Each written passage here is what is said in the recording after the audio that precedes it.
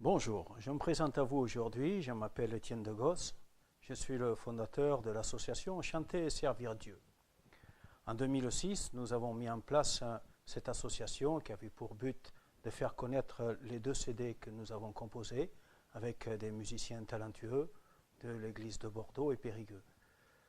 Aujourd'hui, j'ai à cœur de vous parler de quelque chose qui est non pas particulier, mais qui fait partie du message même de l'Évangile. Il s'agit des cellules de maison.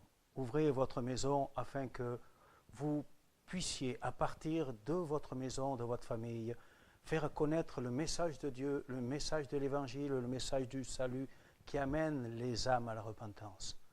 Tous ne viendront pas dans les églises, mais beaucoup viendront dans vos maisons.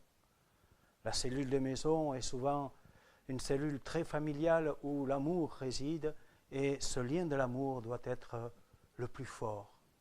Lorsque l'un est en proie au tourment ou est accablé, vous devez être en mesure de comprendre, de mesurer l'importance de sa douleur et de venir la soulager par la puissance même du Saint-Esprit, l'action du Saint-Esprit dans le nom précieux de Jésus.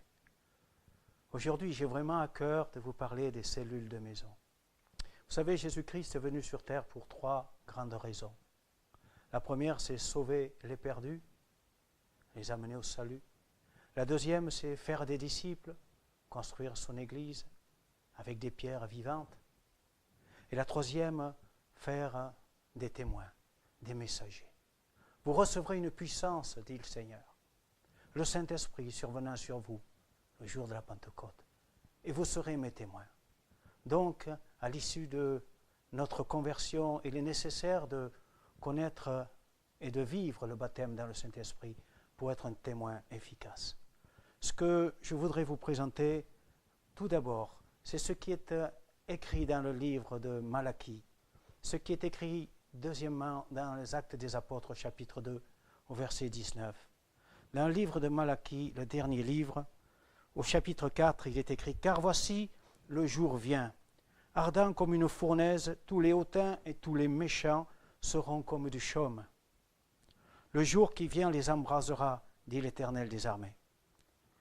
Il ne leur laissera ni racine ni rameau, mais pour vous qui craignez mon nom, se lèvera le soleil de la justice, et la guérison sera sous ses ailes. Vous sortirez et vous sauterez comme les veaux d'une étable, et vous foulerez les méchants, car ils seront comme de la cendre sous la plante de vos pieds. Au jour que je prépare, dit l'Éternel des armées, souvenez-vous de la loi de Moïse, mon serviteur, auquel j'ai prescrit en Horeb pour tout Israël des préceptes et des ordonnances. Voici, je vous enverrai Élie, prophète, avant que le jour de l'Éternel arrive, ce jour grand et redoutable. Il ramènera le cœur des pères à leurs enfants et le cœur des enfants à leurs pères, de peur que ne vienne frapper le pays d'interdit. Élie, celui qui est parlé là dans ce livre, évidemment, il est convenable de dire qu'il s'agit de Jésus. Jésus est venu. Jésus a accompli sa mission. Jésus a offert sa vie en rançon pour tous.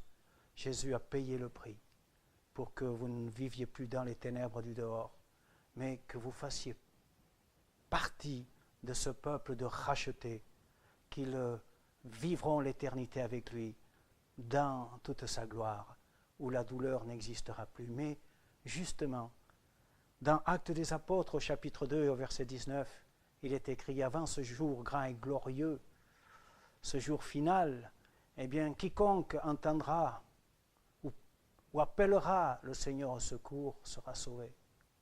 Il est de notre devoir d'appeler les gens, de les amener à connaître le message du salut. Permettez-moi de vous dire, frères et sœurs ou bien-aimés qui écoutez pour la première fois, si vous ouvrez votre maison, demandez à Dieu dans la prière avec votre compagnon ou votre compagne que votre maison soit une maison de prière, une maison d'amour. Demandez-lui d'amener ceux qui sont perdus, ceux qui cherchent, ceux qui sont malades, qui ne trouvent pas de secours. ni la médecine ne peuvent plus rien pour leur âme, ni aucune philosophie humaine, mais dites-leur que l'Évangile est la puissance de Dieu qui agit pour le salut, pour la guérison de l'âme, donc du corps et de l'esprit. Je vous invite à ouvrir votre maison, à recevoir les gens. Je vous invite aussi à faire une démarche. La première démarche, donc, c'est la prière. Pendant un temps, peut-être d'un an, peut-être moins. Mais il faut prier. Couvrez-vous sous le sang de Jésus. Et ensuite, allez dans la rue. Dieu a prévu un rendez-vous avec quelqu'un. Ce quelqu'un écoutera ce que vous lui direz. Parce que Jésus dit, mes brebis entendent ma voix. Donc, ils comprendront que le message que vous présenterez est un message très important. Et puis, vous les invitez dans votre maison, autour d'un repas peut-être. Ce qui va les surprendre, c'est votre amour pour eux. Ce qui va les surprendre, c'est l'intervention de Dieu par le surnaturel. Lorsqu'il y aura une guérison, un miracle, une délivrance. Nous avons ouvert notre maison à Souston avec mon épouse. Nous avons prié pendant un an. Il ne s'est rien passé. Et puis, j'ai été sur le marché. J'ai eu une place au marché avec ma guitare. Sur le site chanterservirdieu.fr, vous pouvez voir le stand biblique. Et là sont venues quelques personnes avec lesquelles j'ai pu partager, prier même sur le marché avec eux. Aujourd'hui, ils font partie de la cellule des maisons. Ils ont connu des délivrances et des guérisons extraordinaires.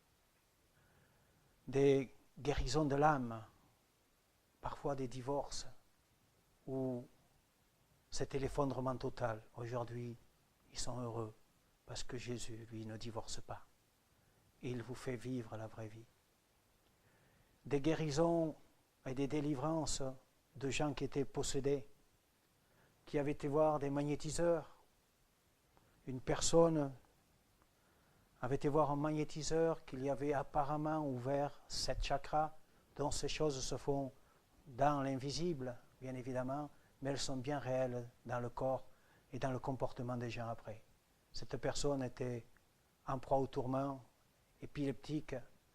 Eh bien, voyez-vous, ces magnétiseurs qui manipulent les gens sous une forme de religion, mais qui ne sont pas du tout en relation avec Dieu.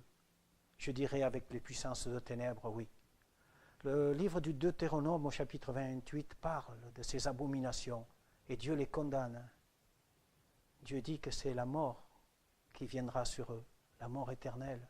Ils pensent faire du bien, mais ils déplacent le mal. Permettez-moi de vous dire que, au nom de Jésus-Christ, cette personne qui était épileptique a été entièrement délivrée. Ça a été une souffrance terrible, évidemment. Je ne veux pas vous expliquer ou rentrer dans les détails. Cela relèverait de... ce n'est pas concevable de parler de ce que le démon peut faire dans une personne, les démons ou le diable. Et plusieurs personnes ont été délivrées. Je voudrais vous dire également que vous devez demander à Dieu les 3 dons de puissance.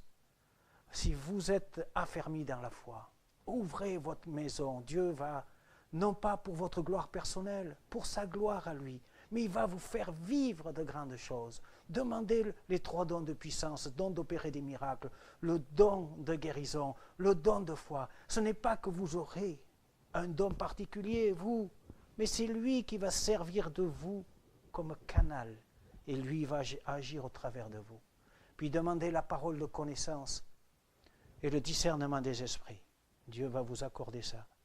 Si vous êtes né de nouveau, si vous vivez dans la foi, si vous êtes baptisé du Saint-Esprit, Dieu va vous utiliser avec puissance. Et il veut le faire dans votre maison. Alors, quoi dire encore? Sinon, la parole de connaissance. Un homme est rentré un jour dans la cellule. Je ne savais rien de lui, absolument rien. Et quand il est venu à la prière, il s'est présenté devant moi et le Saint-Esprit m'a montré sa vie. Je lui ai dit, monsieur, vous avez été rejeté. Vous n'avez jamais été aimé. Vous ne savez pas ce que c'est que d'être aimé. Je lui ai dit tout doucement, ce n'est pas la peine d'étaler les choses pour que les gens entendent. Vous lui dites tout simplement à l'oreille. Il s'est retourné en disant, mais comment il sait ces choses? Comment me connaît-il? Moi, je ne le connaissais pas. Le Saint-Esprit le connaissait. Et tout le monde s'est levé pour lui dire qu'il aimait. Cet homme a été bouleversé. L'amour est un lien très fort. La parole de connaissance. Un jour, j'ai eu aussi une personne dans la cellule. Et le Saint-Esprit m'a avisé que cette personne avait connu un avortement. Je lui ai dit, vous avez avorté. Un esprit de mort est entré dans vous. Vous avez fait venir la mort. Vous avez donné la mort à un enfant, même s'il était petit. Elle s'est mise à pleurer. Elle a demandé pardon à Dieu. Dieu l'a visitée, l'a bénie. Et l'a délivrée de nombreuses oppressions démoniaques. Elle le suit et le lit la Bible. Une autre personne est venue à la cellule, elle était âgée de 85 ans. Elle est maintenant baptisée. 3 personnes dans en un an ont été baptisées d'eau. Cette personne avait 85 ans, la première.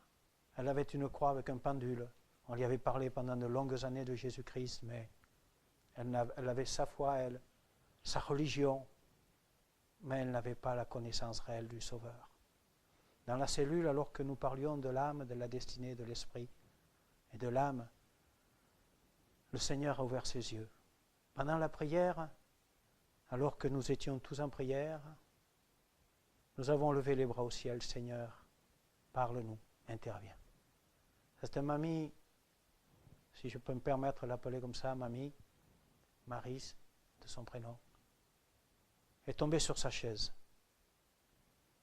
Pendant des années, elle a vécu avec des contractions musculaires et des tendons très contractés comme ceci.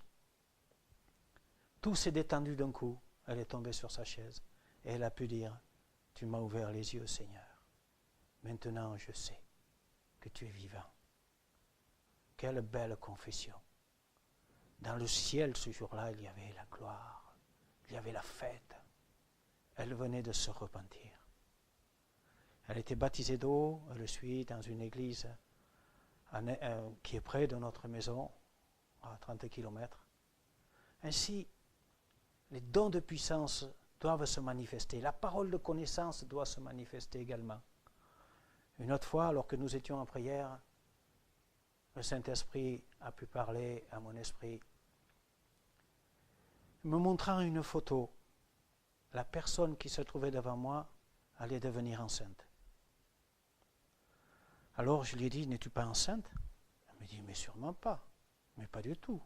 C'est une plaisanterie. Non, non, non, non. À mon âge, il n'y a aucun souci. Ne t'inquiète pas. Et puis, je ne veux pas être enceinte. Entre 3 et 4 semaines plus tard, elle m'appelait pour me dire, je suis enceinte. Dieu voulait la préparer à cette éventualité-là. Et puis, pendant sa grossesse, on lui a dit que son enfant ne serait pas normal, trisomique. J'ai reçu à nouveau une parole de connaissance disant, lorsque tu verras les yeux de cet enfant, ils feront ta joie. Il est si beau maintenant. Il est né, il a grandi, et il est si beau. Vous devez, vous aussi, demander à Dieu d'avoir tous ces dons-là afin de pratiquer les œuvres de Christ, car Christ pratiquait ses œuvres avec compassion pour amener le plus grand nombre à la connaissance de la vérité. Le royaume de Dieu s'est approché de nous au travers de l'Évangile, de la visitation du Saint-Esprit, de la réalité de l'œuvre de la croix qui s'est révélée à notre âme. Aujourd'hui, nous sommes heureux d'être enfants de Dieu, d'être héritiers, co-héritiers de Christ, de cet héritage éternel. Mais il y en a tant dehors qui périssent. chers amis. Si je vous dis qu'il faut les 3 dons de puissance, dons de connaissance, dites-vous aussi ceci. Et dites-le au Seigneur. Seigneur, que mes yeux soient tes yeux, que ma bouche soit ta bouche, que mes oreilles soient tes oreilles, que mon bras et mes mains soient tes mains pour bénir, pour guérir et pour délivrer. Que mon doigt soit ton doigt. Seigneur, que je ne passe pas à côté de la misère de quelqu'un. Alors, juste une parenthèse pour cela. Lorsque vous êtes en présence d'une personne, il y a des signes extérieurs qui vont vous montrer qu'il est malheureux. Déjà le regard, puis les ongles. Quand il se ronge les ongles, c'est vraiment un esprit nerveux qui est à l'intérieur. Les tics, c'est des souffrances de la jeunesse. Tous ces gens-là ont besoin de connaître Jésus, mais les autres aussi. Donc, ouvrez votre maison, prêchez l'Évangile avec amour, priez pour les malades. Et si vous le faites, demandez à Dieu qu'il vous envoie un musicien avec vous, ou si vous êtes musicien, jouez de la guitare ou du piano. Accompagnez de chants remplis d'onction. Les vieux cantiques ont une onction, comme Seigneur attire mon cœur à toi, ou mon Rédempteur vit. Beaucoup de vieux cantiques attachés à la croix pour moi ont une onction particulière et feront prendre conscience au travers de ce chant, de ces chants, la valeur des mots, de ceux qui ont composé ces chants, ont vécu ces choses-là avant et sont bien réelles. Voilà, chers amis, pour aujourd'hui, ce que j'ai à vous dire. Que Dieu vous bénisse. Amen. Que Dieu vous bénisse. Ouvrez vos maisons. Ouvrez vos maisons. Si vous voulez des renseignements, j'ai des prédications du regretté pasteur Albert Leblond. Si vous souhaitez en recevoir, je peux vous faire des copies. Vous appelez au 07 85 59 77 41 ou par mail etienne.degos@yahoo.fr. Voilà, chers amis, le message que j'avais à vous présenter. Je vous dirai à la suite ce que j'ai vécu avec la prière et par les puissances du Saint-Esprit au nom de Jésus. Que Dieu vous bénisse. Amen. Au revoir.